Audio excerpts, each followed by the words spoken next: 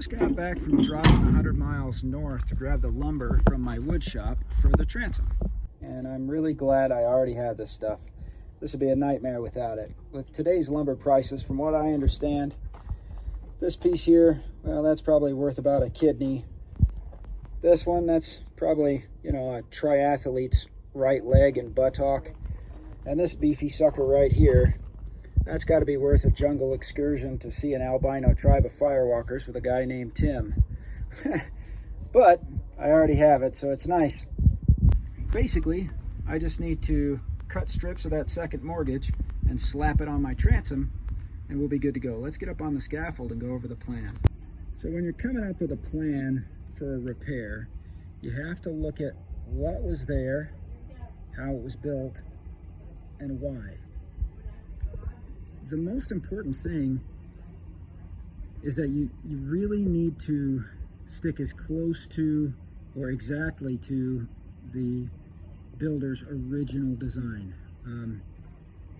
I hear a lot of times, you know, people think that they put plywood on here just to save money. Well, that's not really true. That really doesn't make sense. Considering most all plywood is gonna rot. This has been on there since 1967. I'd say they used a pretty good grade. Plywood gets a bad rap. I'm not a big fan of it either, but it does have some really distinct advantages. First off is it's very, very strong, because the grain at every ply is going different ways, and this is laid up an inch thick, and the plies are like 3/32, so it just had a zillion plies, so very strong. The other thing is it's dimensionally stable, so, and that's the key here. That's what we need to think about. It was dimensionally stable, so meaning wood being hygroscopic, it expands and contracts with moisture, temperature, blah, blah, blah. Plywood doesn't really. I guess it would a little, but very, very little. It's dimensionally stable. So when you see plywood on a structure, you have to realize this. So the first thing we can see is this stuff here, the plywood was glued to the frame, okay? You see this first layer of ply here? The plywood was glued on. If it was just cheaped out and they did that instead of planking it traditionally, well, then they would have screwed it on, but they didn't. It's glued to it. So that stiffness, because plywood is going to resist movement in all directions, right? In every direction. Obviously, when they built this, they glued it on to this framing with the intent of it being very, very stiff.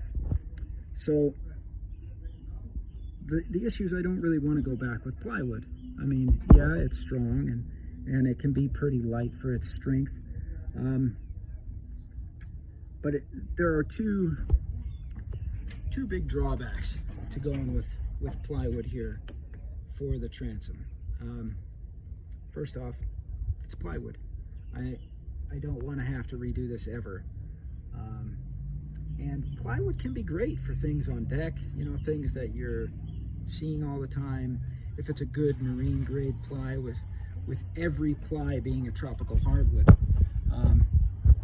But something like this, it's too out of the way. It's not something I'm going to look at every single day. Plus, plywood is good when you can make a solid glue joint, kind of, you know. This, it's going to have a seam compound in it. You know, this is, you can't glue to the planks. The planks have to work. So the plywood transom was glued to the framing, but not to the planks. So because of that, I don't want to use plywood. Water's going to find its way in there, and over enough time, it might rot it again. We don't want that. The next problem with plywood, which goes for a lot of things, this here, this bevel, right, you look in there, it's pretty deep, okay? And not only that, it's like a progressive bevel. It changes constantly. You know, as you go around, you know, it changes. The angle is going to change. So that means I'm going to have to kind of fit it as I'm putting whatever I put in here. I'm going to have to fit it as I'm putting it in. There's no making a template of this, and it changes with just about every plank. So that's trying to get a big piece of plywood to do that is not really going to be possible. The other issue is this: when they built this, they put the plywood on before the planks, just exactly like you do a planked transom with traditional plank. You put it on before the planks. I won't be able to bend the plywood unless I go one ply at a time like they did, and I really don't want to do that. I won't be able to bend the plywood and pop it in. So plywood's out. Several people have suggested that I go with traditional planking. Well, yeah, that's pretty and all, but there's a couple problems with that. First off, the boat was not designed for it, right? You really, unless you have or are a naval architect, you don't need to go changing designs of boats. It's a bad thing to do. This was designed with plywood. It was designed to be glued to the frames. Obviously, they wanted that stiffness in there. So that's the first thing. The second thing is, typically, there's no way I could bend over an inch thick plank and squeeze it behind this.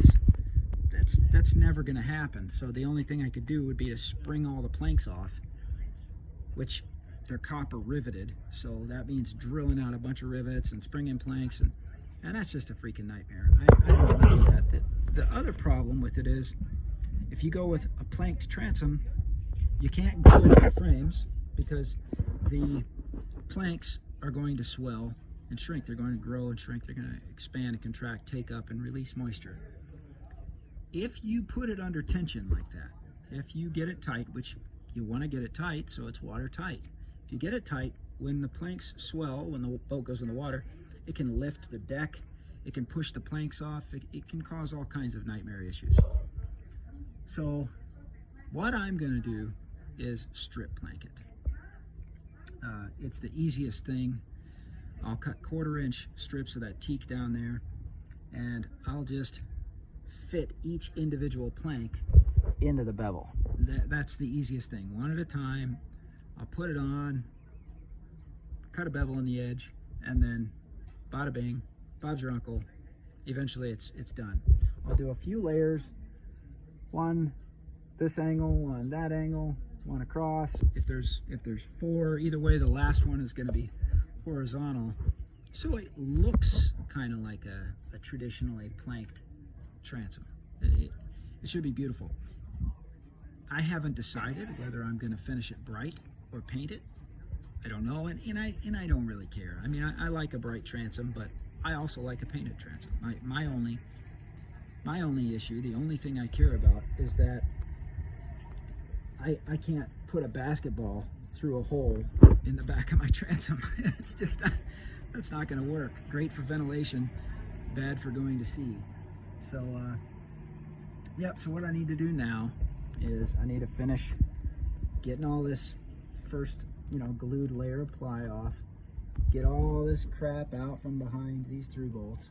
Then, the through bolts originally were halfway through the ply. I don't need that. I'm just going to tap them in and tighten them down, and that'll be good enough.